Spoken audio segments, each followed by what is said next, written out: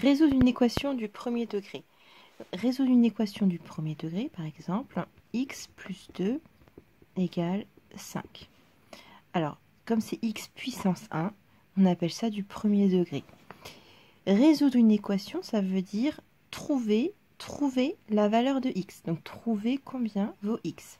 Alors, pour cela, on a donc x plus 2 égale 5.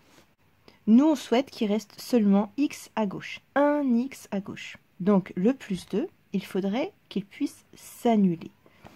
Donc, comme c'est une addition, x plus 2, c'est une addition, eh bien, on va mettre l'opposé de plus 2. Alors, lorsque c'est une addition, on va mettre l'opposé. Donc, lorsque c'est une somme ou une différence, on va mettre l'opposé. Donc, si c'est marqué plus 2, on marque moins 2. Si ici, c'était marqué moins 2, on écrirait plus 2.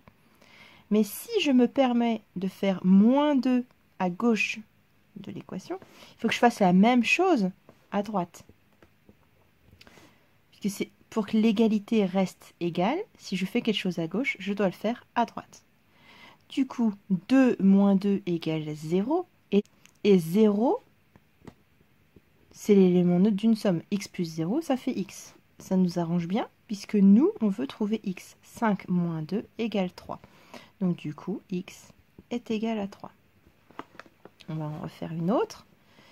Par exemple, x moins 7 égale 8. Je veux résoudre l'équation. C'est du premier degré, parce qu'ici c'est x puissance 1. Donc mon but, c'est de laisser x tout seul à gauche.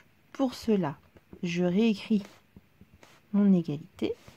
Et ici, je voudrais que le moins 7 disparaisse. Pour cela, comme ici c'est une soustraction, je vais mettre l'opposé de moins 7. L'opposé de moins 7, c'est plus 7. Moins 7 plus 7, ça fait bien 0. Mais si j'ajoute plus 7 à gauche, qui n'existait pas à l'origine, il faut que je le fasse à droite. Donc j'écris plus 7. Donc du coup, x égale 8 plus 7, 15. Alors, on en fait une autre. X plus 3 plus 2x égale x plus 4 moins 5. Alors, première étape, donc déjà, je regarde, j'ai que des x puissance 1, donc c'est bien une équation du premier degré. Si on me demande de résoudre cette équation, il faut que je rassemble tous les x, tout ce qui est de la même famille d'un côté, et puis tous les chiffres de l'autre côté. Mais là, on a une étape à faire en plus, c'est d'abord, on va rassembler dans un même membre, là dans le membre de gauche, on va rassembler ce qui est de la même famille. Donc x, là c'est 1x, hein. Quand on dit x, ça veut dire 1x. 1x plus 2x égale 3x. Donc 1x plus 2x, ça nous fait 3x. Et à gauche, il nous reste donc plus 3. On va faire la même chose sur le membre de droite. X plus x, 1x plus 1x, ça fait 2x. 4 moins 5, ça fait moins 1. Alors là, je me retrouve dans la situation où j'ai des x à gauche et à droite. Donc, je vais procéder de la même manière que ici, lorsqu'on avait voulu retirer le moins 7. En fait, là, je voudrais retirer le 2x du membre de droite. Donc, je réécris tout. Donc, 3x plus 3 égale 2x moins 1. Et je me dis, pour retirer 2x, comme c'est plus 2x, je vais donc faire moins 2x. Mais si je fais moins 2x à droite, il faut que je fasse moins 2x à gauche. Et là, du coup, 2x moins 2x, ça fait bien 0x. Donc, à droite, il me reste juste moins 1. Si ça disparaît, il reste bien moins 1. À gauche, 3x moins 2x, eh bien, ça fait 1x. Donc, j'écris x, mais vous pouvez écrire aussi 1x. Plus le 3, je le recopie. Alors, maintenant, je voudrais enlever le plus 3. Donc, je réécris mon équation. Donc, x plus 3 égale moins 1. Donc, si j'ai plus 3 ici, il faut que je fasse moins 3. Puisque c'est une somme. Donc, lorsque c'est une somme, on met l'opposé. L'opposé de plus 3, c'est moins 3. Et si je le fais à gauche, il faut que je le fasse à droite pour que l'égalité reste valable. 3 moins 3, ça fait 0. Donc, à gauche, il me reste juste x. À droite, moins 1, moins 3, ça fait moins 4. Donc, résoudre cette équation-là, c'est trouver la valeur de x. Et la valeur de x est égale à moins 4.